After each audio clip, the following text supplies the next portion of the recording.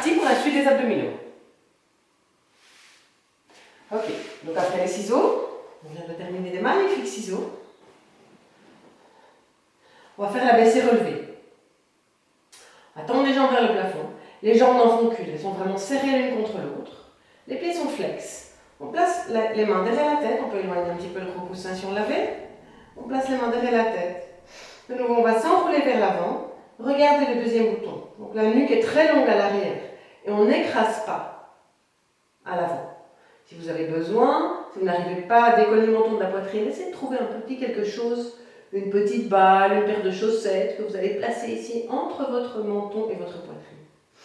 Donc double menton, pas de problème. On va inspirer, descendre et souffler, remonter. Alors, la remontée est plus dynamique que la descente. On contrôle la descente, on remonte d'un coup, mais on ne lève pas le bassin. Donc vos muscles stabilisateurs stabilisent le bassin et vous permettent d'arrêter net lorsque les jambes arrivent à la verticale. On le fait 6 fois. On ne descend que tant que les lombaires restent statiques. Si on a le bas du dos qui se creuse, c'est qu'on va déjà trop loin. Si on descend 5 cm, ça suffit. On y va, chacun sa hauteur, en fonction de ses possibilités. Regard sur le deuxième bouton.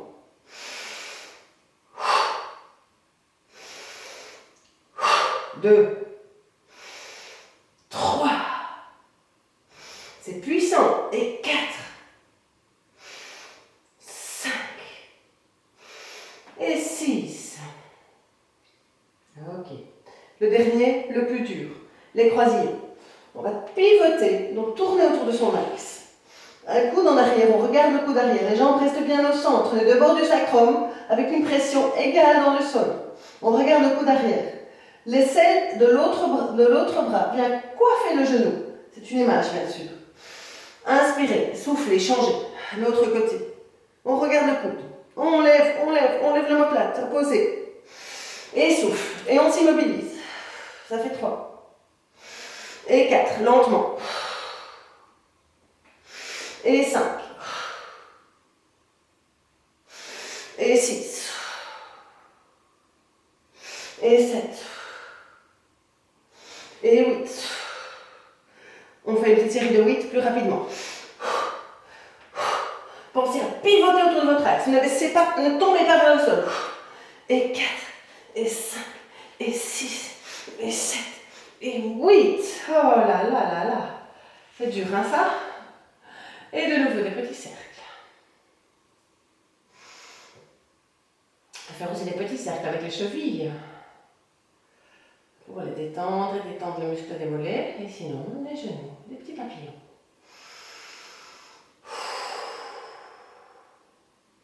Et dans l'autre sens.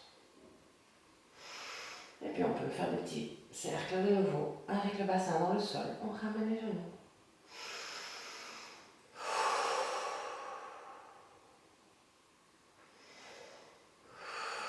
On passe d'un os fessier, ou plutôt d'une épine iliaque à l'autre, dans le sol. Le lombaire se creuse, le lombaire s'aplatisse dans le sol et on change.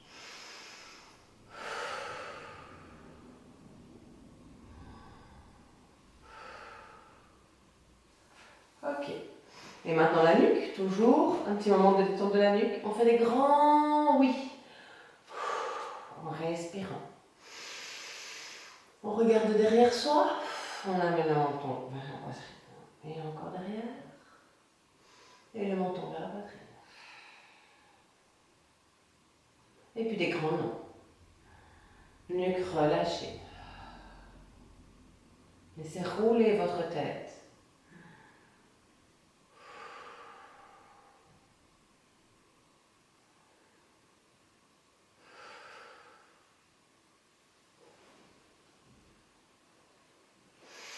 On va maintenant emmener les genoux vers la poitrine, prendre les cuisses à l'arrière, lever la tête et les épaules et venir regarder le deuxième bouton.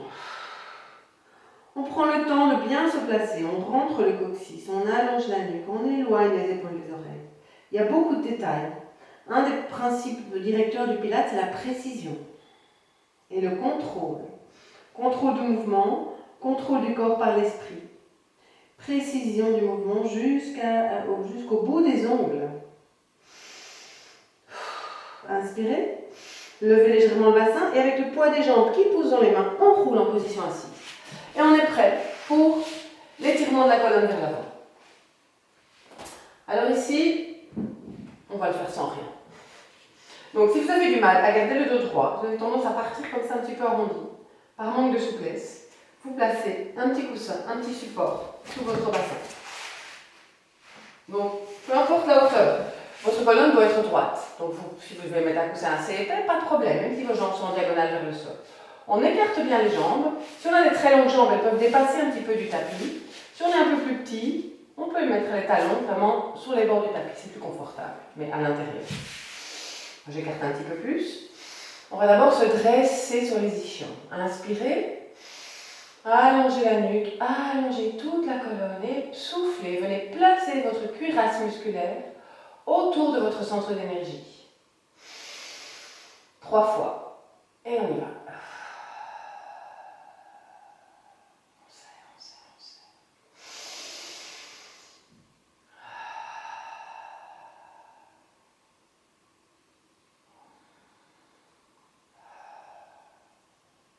Les jambes sont tendues, pressées dans le sol, les genoux comme des poings serrés, les pointes des pieds sont tirées vers les genoux, avec les genoux qui sont face au deuxième doigt de pied.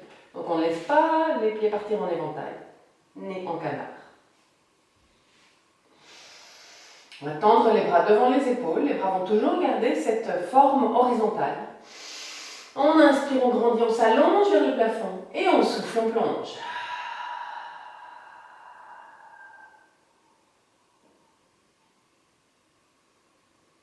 Videz les poumons. Remplissez, restez là. Gonflez la cage thoracique vers le plafond. Perfectionnez l'arrondi du dos. Arrondissez le sternum. Arrondissez toute la colonne. Résistez avec les abdos pour que le bas de la colonne et la colonne lombaire restent verticales. Pressez les abdos vers la colonne à l'expire. Et inspirez, remontez doucement.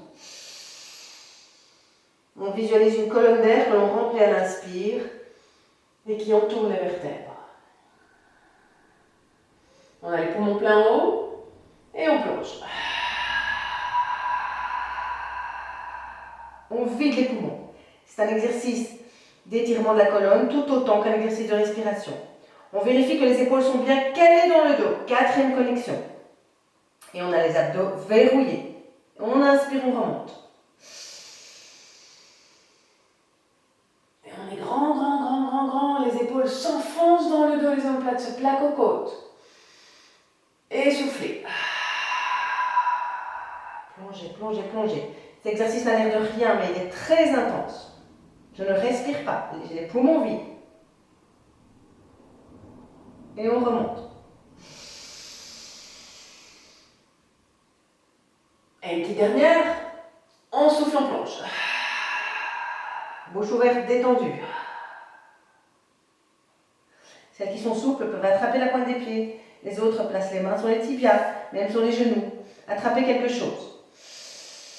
Et là, on va inspirer et gonfler l'arrondi du dos vers le plafond. Comme si on gonflait un gros ballon devant votre poitrine. Attention les épaules, gardez-les loin des oreilles. Et soufflez dans le bas du ventre. Verrouillez le centre d'énergie, protégez-le.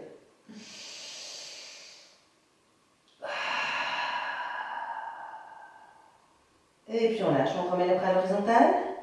On a les poumons vides. Et on inspire.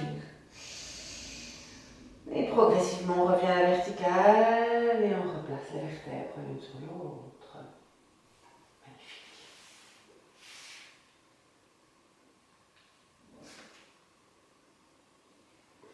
Il nous reste quelques minutes avant de clôturer cette séquence. On va prendre les chevilles, amener les pieds, les talons au centre du corps, vers le centre du corps. On a les mains à l'extérieur qui empoignent les chevilles et on va tendre les jambes. Et puis on va fléchir. Soufflez. Inspirez, ouvrez la poitrine, ouvrez le sternum, ouvrez les clavicules. Soufflez. Rentrez le coccyx. Pressez le bas du ventre vers la colonne. Serrez le plancher pelvien.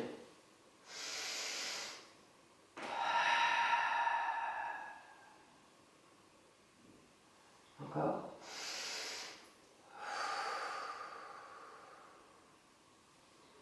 On tend, on ferme, on ouvre. Soufflez en fermant. Et fermez en même temps. Plancher pelvien, transverse. 3. On en fait 10. 4. 5. 6. 7. 8. 9.